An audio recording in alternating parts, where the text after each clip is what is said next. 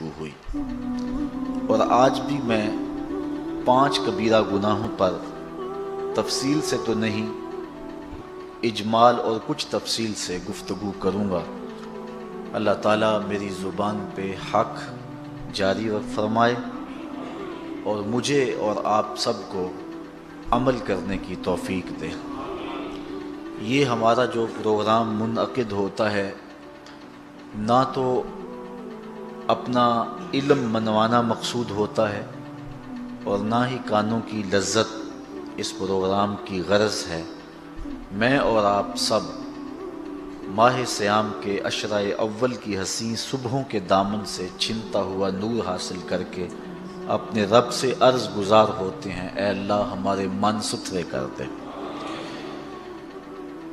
تو آج بھی ہم اسی مقصد کو لیے یہاں حاضر ہیں، دور و نزدیک سے آپ لوگ تشریف لائے، اللہ آپ سب کو جزائے جزیل عطا فرمائے۔ ان کبیرہ گناہوں میں سے ایک بہت بڑا گناہ قطع رحم ہے، رشتہ داری کو توڑنا ہے، دوستیوں کو پامال کرنا ہے، انسانیت کی تفریق اور انسانیت کا تشتت اور انسانیت کا اختلاف پیدا کرنا ہے۔ ایک روایت میں آتا ہے کہ جب شب قدر یا لیلۃ البرات آتی ہے تو سارے گناہ گاروں کو جہنم کی آگ سے آزاد کیا جاتا ہے، لیکن جو قاطع رحم ہے وہ اس دن اللہ کی رحمت سے محروم رہتا ہے۔ اللہ تعالیٰ نے ہمیں صلہ رحمی کا حکم دیا ہے۔ سورہ نساء کی پہلی آیت تلاوت کریں تو یہ حکم وہاں موجود ہے، وَاتَّقُوا اللَّهَ الَّذِي تَسَاءَلُونَ بِهِ وَالْأَرْحَامَ۔ اللہ تعالیٰ اس کے بارے میں ہم سے پوچھے گا۔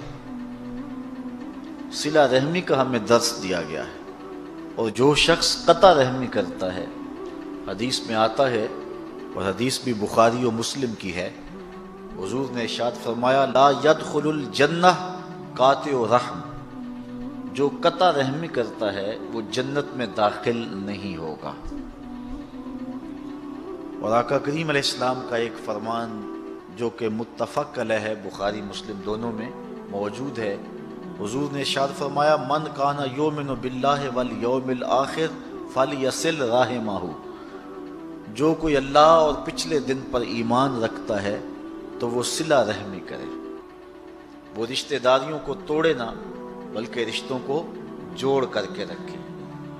حضرت عبداللہ ابن سلام جب حضور کی خدمت میں حاضر ہوئے تھے، آئے تو وہ مناظرہ کرنے تھے، لیکن حضور کے پاس جب بیٹھے تو حضور اسی عنوان سے گفتگو کر رہے تھے کہ جو تم سے تعلق توڑے تم اس سے تعلق جوڑو، اور جو تمہیں محروم رکھے تم اس کی جھولیاں بھر دو۔ تو وہ آئے تھے مناظرہ کرنے کے لیے، یہودیوں کے بہت بڑے عالم تھے، لیکن حضور کے یہ حکمت بڑے جملے ان کے دل میں اتر گئے، اور پھر وہ حضور کو دیکھتے رہ گئے۔ تھوڑی دیر کے بعد آقا کریم نے فرمایا عبداللہ ابن سلام آؤ کدھر آئے ہو؟ کہا حضور میں آپ کا غلام بننے آیا ہوں، تیری تک کے ادامہ میں مرید ہو گئی۔ سب کچھ وار دیا حضور کے قدموں پہ، نچھاور کر دیا، ایمان کی بہار نصیب ہوئی۔ تو یہ لفظ تھے اور یہ اسلام کی تعلیمات ہے، قطع رحمی نہ کرو، صلہ رحمی کرو، دوستیوں کو توڑو نہ جوڑو، ٹوٹے ہوئوں کو جوڑو، شکستہ دلوں کو طمانینت، سکون اور آرام دینے کی کوشش کرو، رشتہ داریوں کے تعلق کو پختہ سے پختہ تر کرو، خون اور دودھ کے رشتوں کا لحاظ رکھو۔ یہ اسلام کا مزاج ہے، یہ اسلام کا دیا ہوا دین ہے۔ حضور نبی رحمت صلی اللہ علیہ وسلم نے ارشاد فرمایا من احب ان یبسط له فی رزقہ وینسع له فی اثرہ فلیصل رحمہ، جو شخص یہ چاہتا ہے کہ میرے رزق میں برکت ہو اور میری عمر لمبی ہو، وہ صلہ رحمی کیا کرے۔ صلہ رحمی کرنے سے عمر میں بھی برکت ہوتی ہے اور رزق میں بھی برکت ہوتی ہے۔ اور جو شخص قطع رحمی کرتا ہے وہ اس بات پہ غور کرے کہ یہ کتنا بڑا جرم ہے۔ حدیث میں آتا ہے رحم کا تعلق جو ہے، جب اس کو پیدا کیا گیا تو عرش کے ساتھ لپٹ گیا، تو اللہ تعالیٰ جل شانہ نے اس کو فرمایا کہ جو تیرے ساتھ جڑے گا میں اس کے ساتھ جڑوں گا، اور جو تیرے سے قطع کرے گا میں اس سے قطع کروں گا۔ تو صلہ رحمی کرنے والا اللہ کی خاص رحمتوں کا حقدار ہوتا ہے۔ اور اللہ تعالیٰ جل شانہ نے وہ لوگوں کا تذکرہ کیا، والذین ینقضون عہد اللہ من بعد میثاقہ ویقطعون ما امر اللہ ان یوصل ویفسدون فی الارض اولئک لہم اللعنۃ ولہم سوء الدار۔ اللہ تعالیٰ نے ان لوگوں کو اپنی لعنت کا حقدار بنایا ہے جو قطع رحمی کرتے ہیں اور صلہ رحمی کو پامال کرتے ہیں۔ آج جس دور سے ہم گزر رہے ہیں، آج ایک دوسرے کو توڑنے کی اور ایک دوسرے کو جدا کرنے کی کوشش کی جا رہی ہے۔ ہمارے دین کا سبق یہ ہے کہ آپس میں جڑا جائے، محبت کے رشتوں کو مزید مضبوط کیا جائے، رحم کے رشتے، دودھ کے رشتے، ان کو استقامت بخشی جائے۔ کوئی تھوڑی سی بات ہو گئی تو یہ نہیں کہ اس سے الجھاؤ پیدا کر لیا جائے۔ صبر اور ضبط کا مزاج ایک مومن اپنے اندر پیدا کرے اور مقدس رشتوں کو نہ توڑے۔ دوسرا بڑا جرم اور گناہ کبیرہ غیبت ہے۔ صلہ رحمی کو توڑنے کے لیے بھی، ان رشتوں کو پامال کرنے کے لیے بھی غیبت کا ایک اہم کردار ہے۔ اس لیے ہمارے آقا و مولا نے ہمیں غیبت سے بھی منع کیا، اور یہ کبیرہ گناہوں میں بہت بڑا گناہ ہے۔ بلکہ حضور علیہ السلام نے ارشاد فرمایا کہ الغیبۃ اشد من الزنا، کہ جو غیبت ہے وہ زنا سے بھی بدتر ہے۔ اور اس کی وجہ حضور نے یہ بیان فرمائی کہ اگر کوئی شخص بدکاری میں مبتلا ہوتا ہے تو بعد میں توبہ کر لیتا ہے، لیکن غیبت سے توبہ کرنے سے بھی معافی نہیں جب تک جس کی غیبت کی ہے اس سے معافی نہ ملے۔ اس لیے یہ بدکاری سے بھی بڑا گناہ قرار پاتا ہے۔ اور اللہ تعالیٰ جل شانہ نے قرآن مجید سورہ حجرات کے اندر ارشاد فرمایا وَلَا يَغْتَبْ بَعْضُكُمْ بَعْضًا أَيُحِبُّ أَحَدُكُمْ أَنْ يَأْكُلَ لَحْمَ أَخِيهِ مَيْتًا فَكَرِهْتُمُوهُ۔ ایک دوسرے کی غیبت نہ کرو۔ کیا تم میں سے کوئی شخص یہ پسند کرتا ہے کہ اپنے بھائی کا گوشت کھائے اور وہ بھی مردہ ہو؟ اور اپنے مردہ بھائی کا گوشت نوچ نوچ کے کوئی شخص کھائے تو کیا تم میں سے کوئی شخص پسند کرتا ہے؟ فَكَرِهْتُمُوهُ، کہا تم اس کو ناپسند کرتے ہو۔ جس طرح مردہ بھائی کا گوشت کھانا ناپسند کرتے ہو، اس طرح غیبت سے بھی اجتناب کرو۔ گویا یہ اپنے مردہ بھائی کے گوشت کو نوچنے والی بات ہے۔ آقا کریم علیہ السلام جب معراج کی رات گئے تو حضور نے کچھ لوگوں کو دیکھا کہ ان کے تانبے کے ناخن ہیں اور اس سے وہ اپنے ہی بدن کو اور اپنے ہی چہرے کو چھیل رہے ہیں۔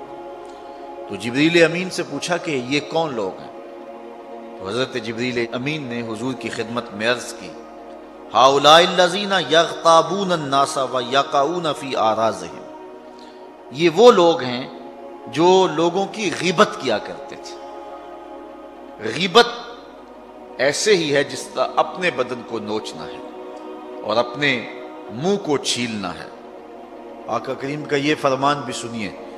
حضور نے ارشاد فرمایا، طبرانی نے اپنی موجم میں اس کو لکھا، المستمع احد المغتابین، فرمایا جو غیبت سنتا ہے وہ بھی ایک غیبت کرنے والا ہی ہے۔ اور صرف زبان سے ہی غیبت نہیں، اگر ہاتھ کے اشارے سے اور گوشائے چشم سے بھی غیبت کی جائے تو وہ بندہ بھی غیبت کرنے والے میں شمار ہوگا اور اس کو بھی اسی طرح سزا بھگتنا ہوگی۔ ایک خاتون کا تذکرہ چلا تو حضرت عائشہ رضی اللہ تعالی عنہا نے اس کا حضور کو بتاتے ہوئے عرض کیا ہاتھ کے اشارے سے کہ وہ چھوٹے قد کی، تو حضور نے فرمایا عائشہ غیبت نہ کرو۔ تو عرض کی حضور وہ واقعی چھوٹے قد کی ہے؟ غیبت یہ ہے کہ کسی شخص کے عیب کو جو اس کے اندر موجود ہے اس کے پس پشت بیان کرنا، یہ غیبت ہے۔ اور اگر اس کے اندر عیب نہیں ہے اور پھر عیب اس پر لگایا جائے تو یہ غیبت نہیں ہے، یہ بہتان ہے۔ اگر اس کے اندر ہے، بالکل ہے، 100% اس کے اندر عیب موجود ہے، اور اس عیب کو بیان کیا جائے اس کے پس پشت، جس کو سن کر اس کو دکھ پہنچے گا اور وہ ناراض ہوگا، تو وہ غیبت کہلاتی ہے۔ بصورت دیگر وہ بہتان ہوگا، اور وہ دورا جرم ہے، غیبت بھی ہے اور بہتان بھی ہے، اور اللہ تعالیٰ نے بہتان سے بھی اور غیبت سے بھی منع فرمایا۔ لیکن آج کا مضمون چونکہ غیبت پر ہے اور گفتگو اس عنوان سے ہو رہی ہے۔ غیبت انسان کسی کی کیوں کرتا ہے، اس کے اسباب کیا ہیں؟ اس کا ایک سبب حسد ہے، بغض ہے۔ کسی سے حسد پیدا ہو جائے تو اس کی غیبت کرنے سے بندہ تسکین پاتا ہے، اس کے سفلی جذبات کو قرار ملتا ہے، اس کی نفسیات خوش ہوتی ہے۔ کسی کے ساتھ لہو و لعب کرتے ہوئے انسان کھیل کود کے اندر کسی تیسرے شخص کی غیبت کر جاتا ہے، کسی کو خوش کرنے کے لیے، کسی کو ہنسانے کے لیے۔ بندے کا اس کے ساتھ جو ہے وہ حسد کا کوئی ایسا معاملہ نہیں ہے، صرف کھیل کود کے اندر کسی کی غیبت کر دی اور مفت کے گناہ گار ہوئے۔ بعض اوقات انسان کو کسی سے حسد یا بغض یا دشمنی نہیں ہوتی، لیکن جس شخص کے پاس کھڑا ہے اس کو اس شخص کے ساتھ دشمنی ہے، تو اس نے اس کا تذکرہ پوچھا، سنا اس کی بات، تو اس کو پتا ہے کہ اگر میں اس کی خوبیاں بیان کروں گا تو یہ خوش نہیں ہوگا، تو اس کو خوش کرنے کے لیے وہ اس کے دشمن کی، جو کہ اس کا دشمن نہیں ہے، اس کی غیبت کرتا ہے، اور یہ ایک محرک ہے غیبت کا۔ خوش اس کو کرتا ہے، ناراض اپنے رب کو کرتا ہے۔ یہ کتنا بڑا جرم ہے جو اس نے کیا۔ بعض لوگ محض استہزاء کے طور پہ کسی کو حقیر بنانے کے لیے اس کی غیبت کرتے ہیں، یہ بھی ایک محرک ہے۔ جس کے ساتھ اناد ہو، دشمنی ہو، اس کی تحقیر کرتے ہوئے اس کی غیبت کر دی۔ بعض لوگ اپنا تفوق اور اپنی کسی صلاحیت کو اجاگر کرنے کے لیے کسی دوسرے کی غیبت کرتے ہیں، اصل وہ خود کمزور ہوتے ہیں، جب بھی کسی کا تذکرہ ان کے سامنے ہو تو وہ پریشان ہو جاتے ہیں اور اس کی نفی کر کے پھر اپنا اس بات کرتے ہیں۔ وہ کیا، کسی نے کہا جو شخص بھی اپنی قد و قامت نہیں رکھتا، جو شخص بھی اپنی قد و قامت نہیں رکھتا، وہ شہر کے آئینے سلامت نہیں رکھتا۔ ان کو تسکین اور ٹھنڈ تب پہنچتی ہے جب وہ کسی کی غیبت کریں اور کسی کو گرا کر کے پھر سمجھتے ہیں کہ ہم اونچے ہوئے ہیں۔ جو چھوٹے قد کے ہوتے ہیں تو ان کے لیے بڑے قد کے جو لوگ ہوتے ہیں وہ ان کے لیے مسئلہ ہوتے ہیں۔ وہ کہتے ہیں ہمارا قد تو نکل نہیں سکتا جتنی دیر تک یہ بڑے قد والے موجود ہیں، تو وہ اپنے قد کاٹ کو اجاگر کرنے کے لیے، اپنی صلاحیتوں کو بیان کرنے کے لیے کسی دوسرے کی غیبت کرتے ہیں، اور جب کسی کی غیبت سے لوگوں کے دل میں اس شخص کی وہ عزت باقی نہیں رہتی تو یہ سمجھتے ہیں کہ ہمارا قد اونچا ہو گیا۔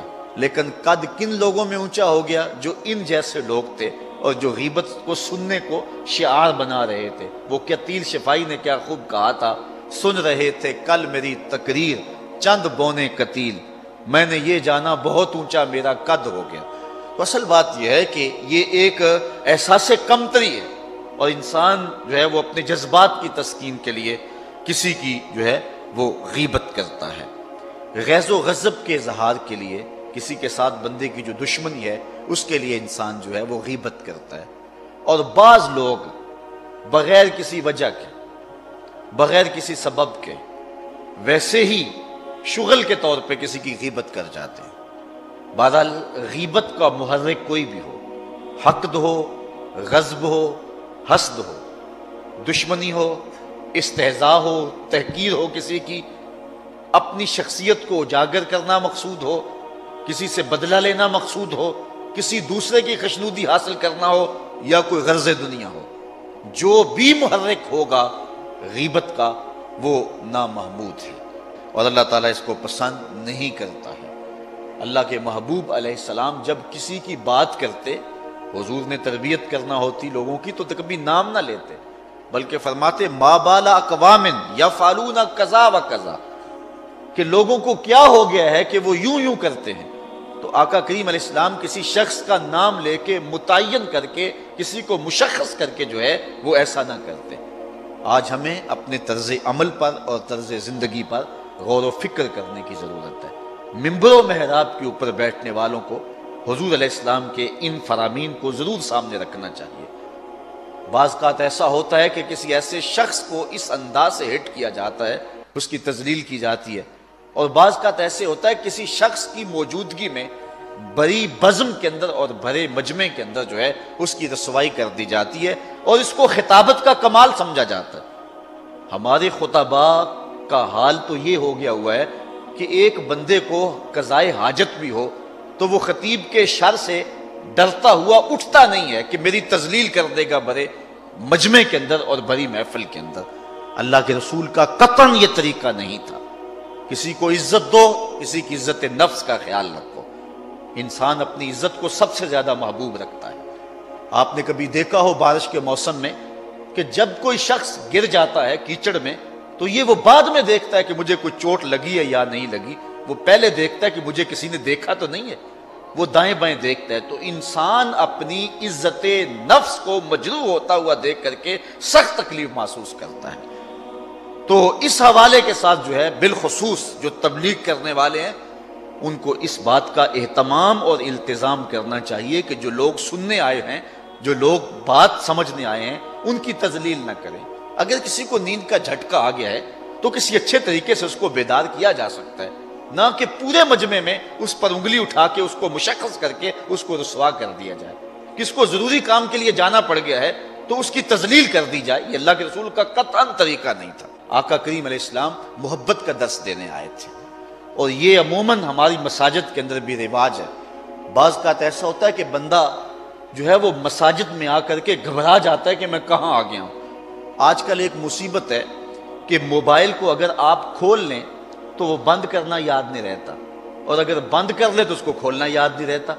ہر بندے کی کوشش تو یہی ہوتی ہے کہ وہ نماز میں کھڑا ہونے لگا ہے تو موبائل بند کر لے، لیکن کبھی ایسا بھی ہو جاتا ہے کہ وہ بند نہیں کر پاتا، تو بعض کا تو حالت نماز میں بیل آ جاتی ہے، اور جس کے موبائل پہ بیل آ رہی ہوتی ہے وہ سخت پریشان ہوتا ہے اور عجیب اس کے لیے حالت ہوتی ہے۔